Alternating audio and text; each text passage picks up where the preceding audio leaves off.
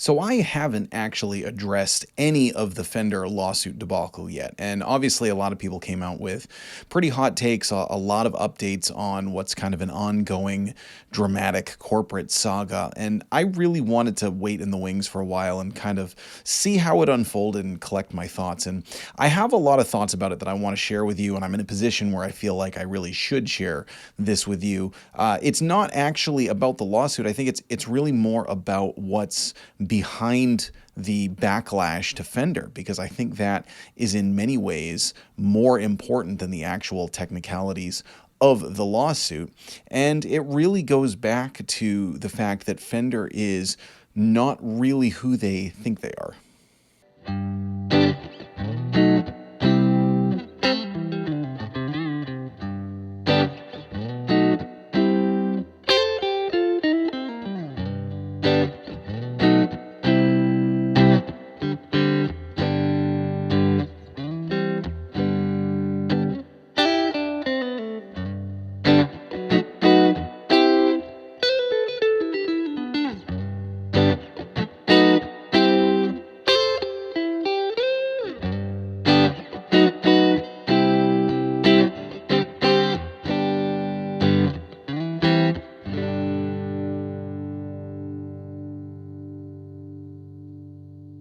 Hey everyone, welcome to the channel and welcome to this talk about Fender and everything that's going on. Now, I think Fender has two major problems that are really behind the backlash. And the first one I want to say right off the bat is that I don't think Fender really appreciates who they actually are and what their role actually is.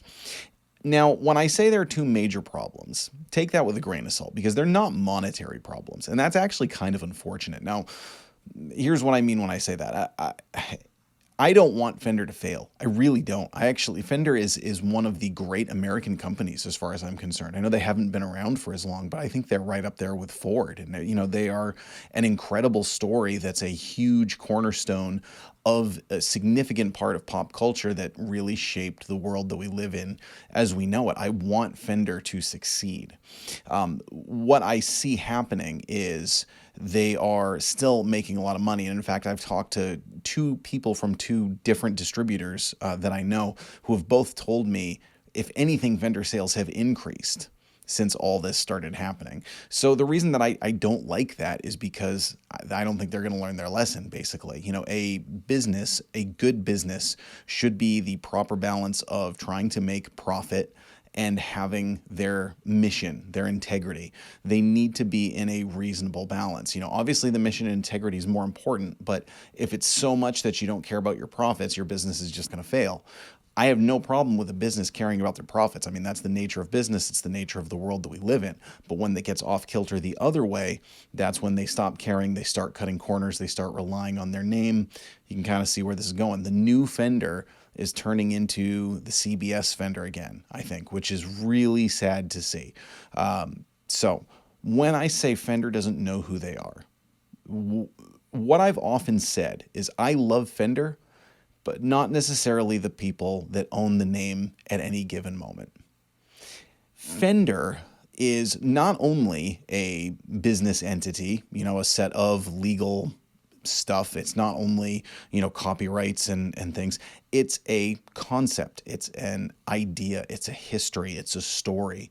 And that can never really be owned. That greater kind of concept of Fender can never really be owned by anyone. It's kind of owned by all of us who love it.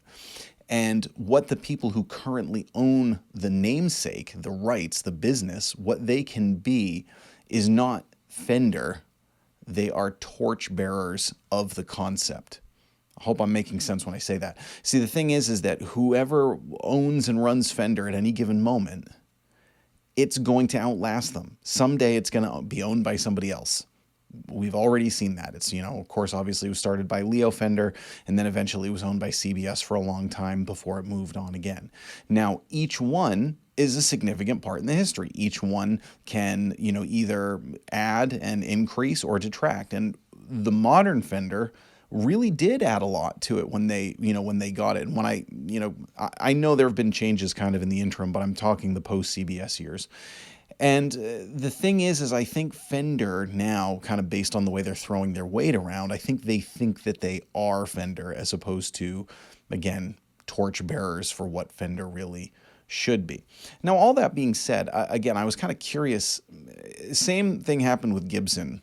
I was curious why. I was really interested in why people were so upset, because businesses do have a right to, protect their intellectual property. And the reason I bring up Gibson is everybody remember the whole Play Authentic thing back when Mark Agnesi moved over to Gibson, and there was a huge backlash, and I was kind of like, well, listen, I know they were maybe didn't do it the right way, but I was like, a business does have a right to protect what it owns. They have that right.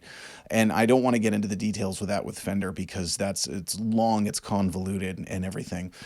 And, we obviously love, people in general, we love a David and Goliath story. We love to root for the underdog. So when you see a big corporation like Fender pushing around little corporations, yeah, it rubs us the wrong way. But that doesn't actually necessarily mean that the big guy is wrong and the little guy is right. It's just kind of our natural reaction. It also doesn't mean vice versa.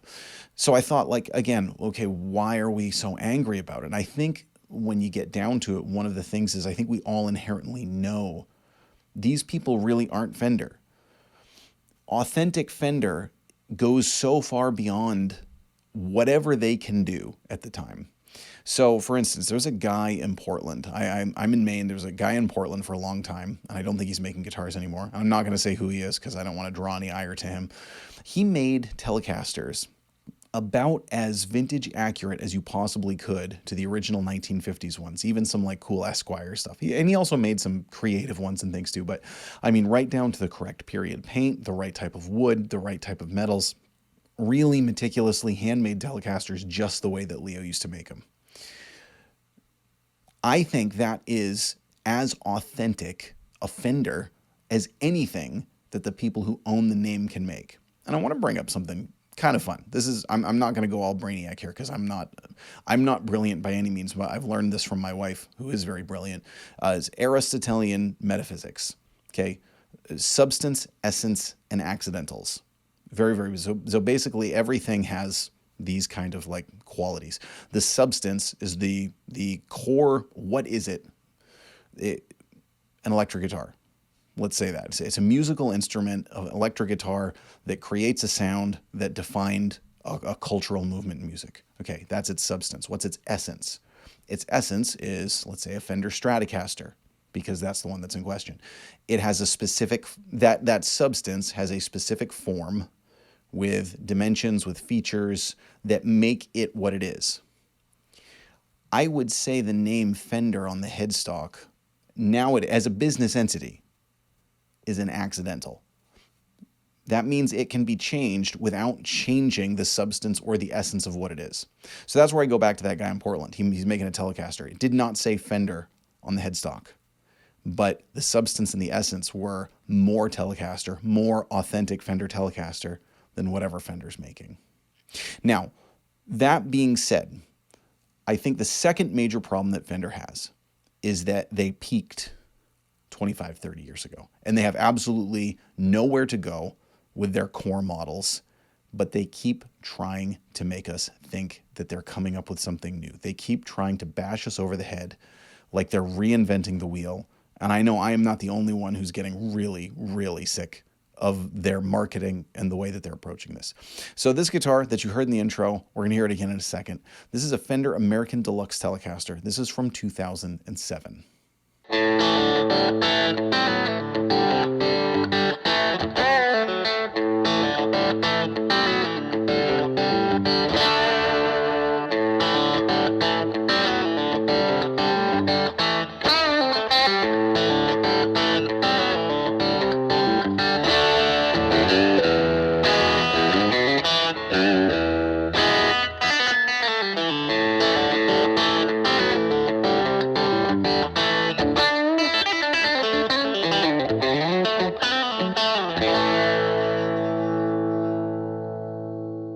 All right, now that guitar, that honestly is about as modern a Telecaster as you can make it without changing the essence of what a Telecaster is, right?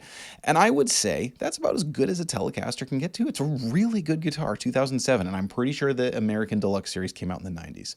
Now, Fender keeps reinventing names, model names, okay? So the American Deluxe, which was around for decades, then it became the American Elite, and then it became the American Ultra, and then it became the American Ultra 2. Now, here's where it also becomes a problem. There's been a massive price hike, and I'm not accounting for inflation. In fact, I did a little calculator here because this is the only one that I really remember how much it cost around that time. It cost around $11.99 at that time. Nowadays, the American Ultra 2 costs $22.99. Now, accounting for inflation, it should be about $19.85. Okay, and my math could be wrong there, but let's at least say that for the ballpark, I'm right. We're talking about a several $100 difference there, about $300 difference.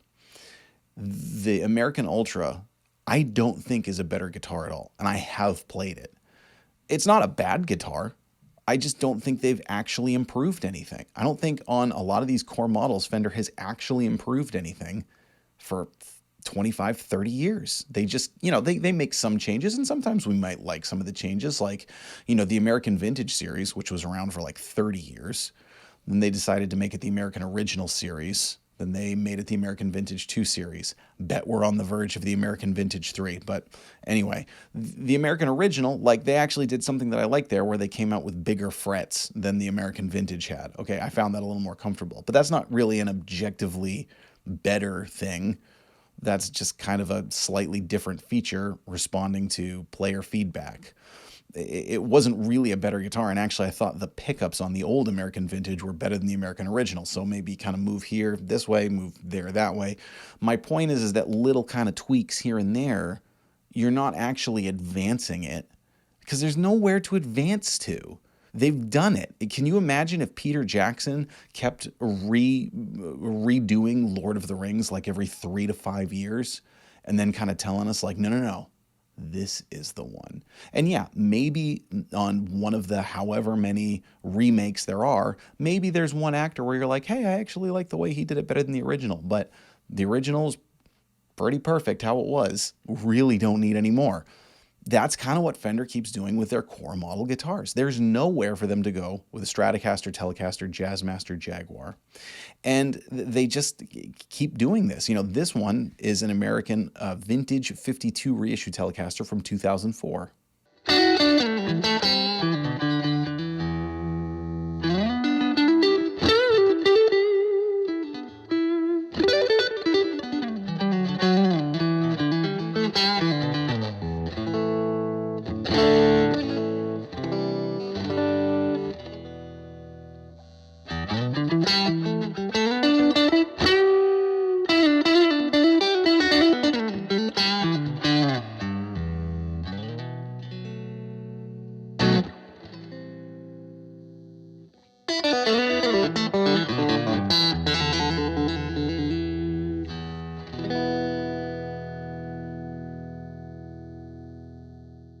I would stack that up against any guitar that they're putting out nowadays. I have a classic player Telecaster, just as good as any Vintera that's out there, and I have played and owned Vintera guitars before, and there's really no difference in pretty much any of them, except for little tiny accidentals that really don't make a difference at all. There's no reason for all this marketing. Now, where Fender can do things, and they have a little to their credit, I think they've done really cool in advancing their amps. I actually think the Blues Junior 4 is the best Blues Junior that's been out there. They have made some improvements to that over the years. I think some of the stuff that they're doing with their Tone Master series is really cool. I don't think it's perfected by any means yet, but I think they're moving in the right direction. And I think those are arenas where they could innovate and spend more of their time kind of pushing things forward into the modern era and just make the guitars that we love and don't screw them up. That's all they really need to do there. Now, the other thing that they have done, and I will say to their credit, is they have come out with some special runs which I think would be cooler if there were, more regular items. But I think there's special runs, things like they did one called the Parallel Universe series. They did one called the Pawn Shop series, which were these kind of like almost like what if ideas on guitars. I remember there was an awesome Stratocaster that had Jazzmaster pickups, a Jazzmaster bridge, and a slightly like a Jazzmaster headstock. Really cool idea. Obviously, there have been Telecasters in Jazzmaster bodies.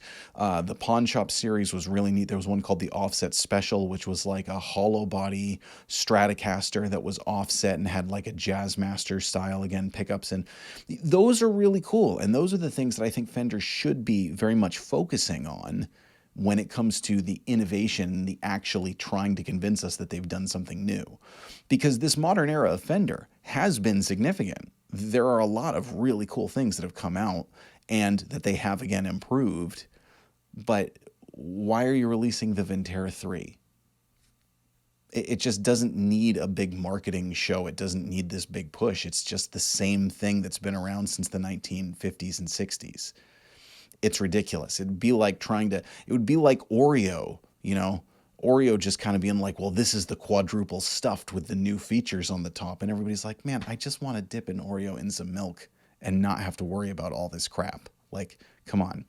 Now, on the realm of the special edition ones, this is one kind of represents two different guitars that they made. This is an old American Standard that I installed Seymour Duncan lipstick pickups in it because it has a matching headstock. It's a stunning guitar.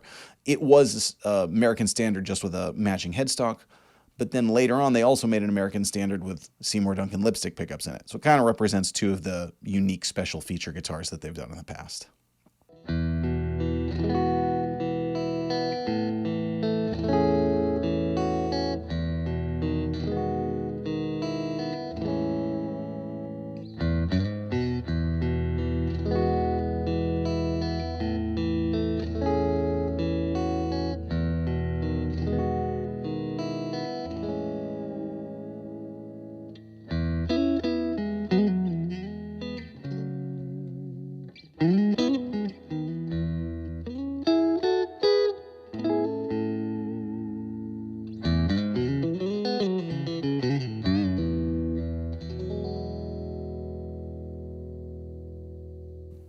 I think that type of thing should be what Fender is putting their marketing energy into, because I think that is the meaningful way that they can carry the torch and contribute something without just trying to be like a cover band of their own old songs. Now listen, everything that I've said today, it's entirely possible that a lot of other people commenting on this have said it. I haven't watched a lot of the videos. There were so many out there, and obviously I wanted to wait. I didn't comment on the lawsuit. I usually get my updates from Phil McKnight on that one, like probably many of you do. I have actually been saying this kind of for years, and I know it's not my original idea. Obviously, a lot of people have made this observation. I'm just trying to say I'm not trying to copy anyone if I inadvertently am, but the whole how ridiculous it is that we're already on the Ventera 3. I want to see Fender back to a healthy point, and I don't think they're there right now. But I think that they can get back there if they really take this kind of general feedback and use it as a way to reflect on the company. Will that happen now? Will it happen when the company is eventually in someone else's hands? I have no idea. But that's what I think. Let us know what you think. I'm Jack Fossett. Please remember to like, share, and subscribe, and we'll see you next time.